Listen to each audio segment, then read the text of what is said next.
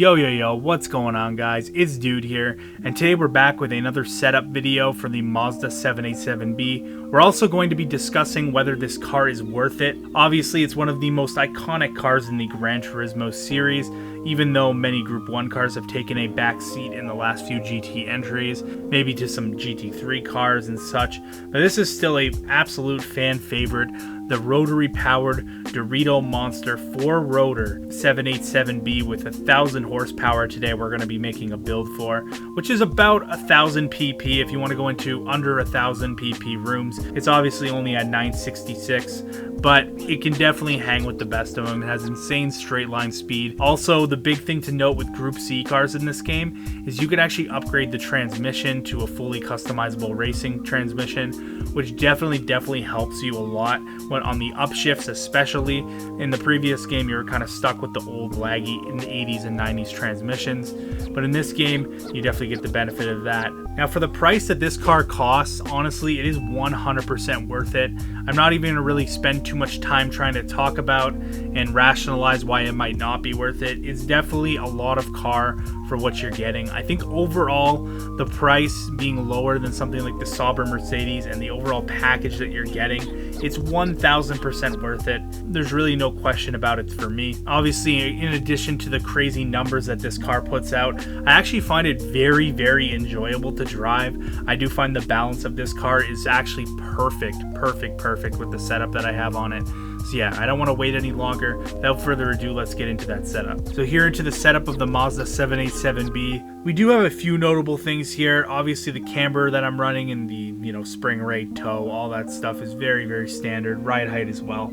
I am running a 10-in-1 roll bar setting. Normally I would run 10-in-10, but I do find the car to actually be a lot more predictable on traction with 10-in-1. You can mess around with that a little bit, but I prefer running it like this. Also, the acceleration sensitivity is nice and low. Even after the update where we got more rear traction, this car can definitely break loose at low speed in almost any gear. So you do have to be very careful not to use too much throttle, obviously. And keep in mind also, if you're running this setup at Le Mans, you also may want to lower the downforce to the front and rear. I'm running maximum downforce because on most tracks that is going to be the fastest and most effective way to run the car. Where you're running on a track maybe like Tokyo East clockwise or Circuit de Sarthe or maybe even Monza, you can bring that downforce down. Otherwise, this is pretty much how I run this car at every track. As for the transmission, doubtless you have to have extremely long gears for a car with this kind of straight line speed. It does have a 5-speed, you cannot upgrade it to a 6-speed or anything like that.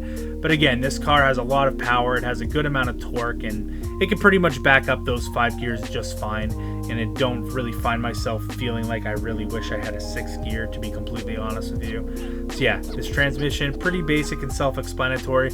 If you're going to actually end up running less max power, obviously we're running around 989 horsepower today, so you would want to move the final gear to the right. I have it at 3.365. But if you're running less power or you're running at a track where there's not a very long straightaway, running a final gear that's further to the right than 3.365 will grant you closer gear ratios for tracks with less top speed areas, and vice versa. Of course, if you're running at a track with an extremely long straightaway and you're topping out, you're going to want to move your final gear to the left a little bit lower than 3.365. But yeah, this thing stacks up extremely well. I'm not sure how this goes up against some of the more modern Group 1 cars. Obviously, many of the hybrids, you can't upgrade them enough to go this fast anyways, but I can tell you that these cars are substantially faster in this game than they were in Gran Turismo Sport, which is actually a breath of fresh air because in a lot of cases that isn't the case with some of the race cars in this game. And I do look forward to showing you guys here in a second how this thing fares on Trial Mound Circuit.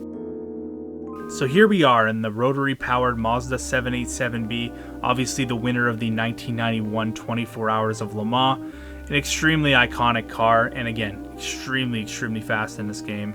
Rev the piss out of the car in 4th gear, all the way through here, full throttle, just like the Sauber Mercedes. Hard on the brakes.